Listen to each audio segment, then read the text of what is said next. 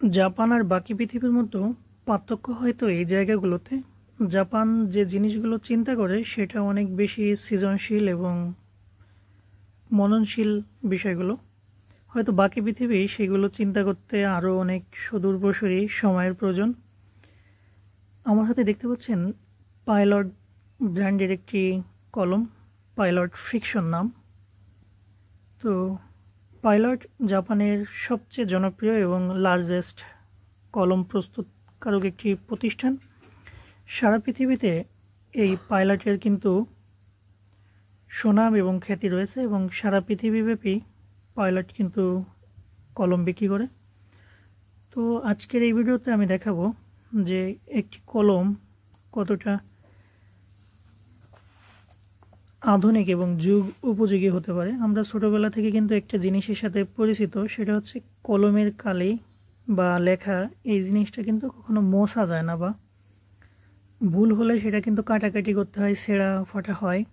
কিন্তু জাপানের এই যে সৃজনশীলতা এবং পাইলটের এই যে ফিকশন কলমটি, এটি কিন্তু এমনভাবে প্রস্তুত যে আমাদের যে দৈনন্দিন জীবনে যে লেখাগুলো, এগুলো যদি ভুল হয় বা কোনো প্রকার মিস্টেক হয়, তাহলে কিন্তু সেটাকে কারেকশন করা যায় বা মুছে ফেলা যায়, কোনো প্রকার কাটা ছেঁড়া ফাটা বাদে।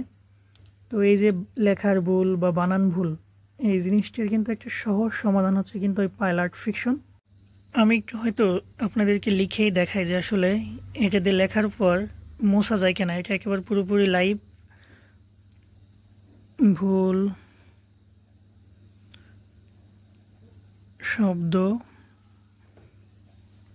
শব্দটা ভুল আছে,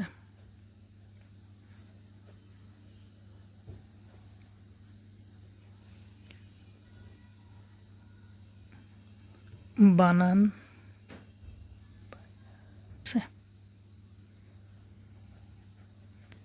জানা আছে।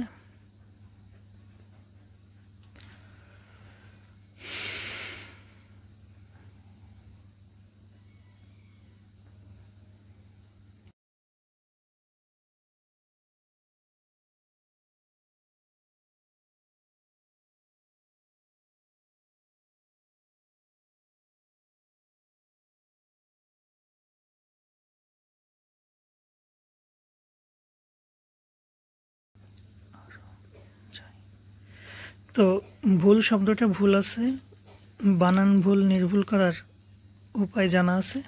তো এই যে লেখাটি আমি লিখলাম নিজের মতো করে। তো দেখেন, আপনাদেরকে লাইভেই এই লেখাটি মুছে দেখাচ্ছি।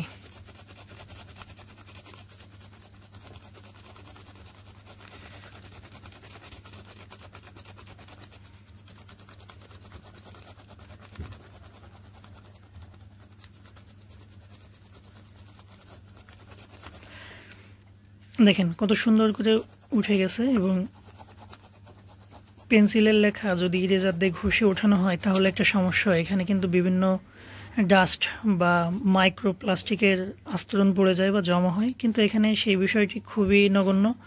হয়নি একেবারে তা না, কিন্তু খুবই সামান্য, যা কিন্তু পরিবেশকে বা আশপাশ যে টেবিল বা আমাদের এটাকে যে নোংরা করে যে বেশি পরিমাণ, কিন্তু এখানে তেমনটি না। আরও সুন্দর করে কিন্তু বিষয়টা উঠে গেছে। তো এখন এখানে যে প্রযুক্তিটা ব্যবহার করা হয়েছে সেটা হচ্ছে জাপানের একটা নিজস্ব প্রযুক্তি, বিশেষ করে পাইলটের unique thermo sensitive ink technology. তো এই থার্মো সেন্সিটিভ ইঙ্ক টেকনোলজিটা হচ্ছে এরকম, যদি ঘর্ষণের ফলে 60 ডিগ্রি তাপমাত্রার বেশি উৎপন্ন হয় তাহলে এই যে এইটা আছে, কালিটা আছে, এটা আপনা আপনি উঠে যাবে, মানে এটা ডিসপোজ হয়ে যাবে বা হারিয়ে যাবে। তো এখানে কিন্তু তেমনটাই হচ্ছে। আর এই ধরনের কলম আমি যতটুকু জানি পাইলটের নিজস্ব প্যাটেন্ট বা উদ্ভাবন একটি বিষয়, যা অন্য কোম্পানি কিন্তু এখন চাইলেও বাজারে নিয়ে আসতে পারবে না। জাপান হয়তো পরিষ্কার পরিচ্ছন্ন এবং এই পরিমার্জিত বিষয়টা, এই কারণেই ওদের এই ধরনের কলম প্রয়োজন। এটা মোটামুটি একটু এক্সপেন্সিভ বা কলম, যাদের প্রায় ভুল হয় বা ভুল হলে দেখতে অসৌন্দর্য হয়, তাদের জন্য এই কলমটা কিন্তু খুবই গুরুত্বপূর্ণ। এবং বাচ্চাদের যদি এই ধরনের প্রযুক্তির সাথে আগে থেকেই করা যায়, সিঙ্ক্রোনাইজ করা যায়, তাহলে কিন্তু ভবিষ্যতের জন্য একটা খুবই ভালো বিষয়। তো একটু ব্যয়বহুল হলেও বাচ্চাদের আনন্দ দেওয়ার জন্য বা নিজে পাওয়ার জন্য কিন্তু এই ধরনের জিনিস ব্যবহার করতে পারেন।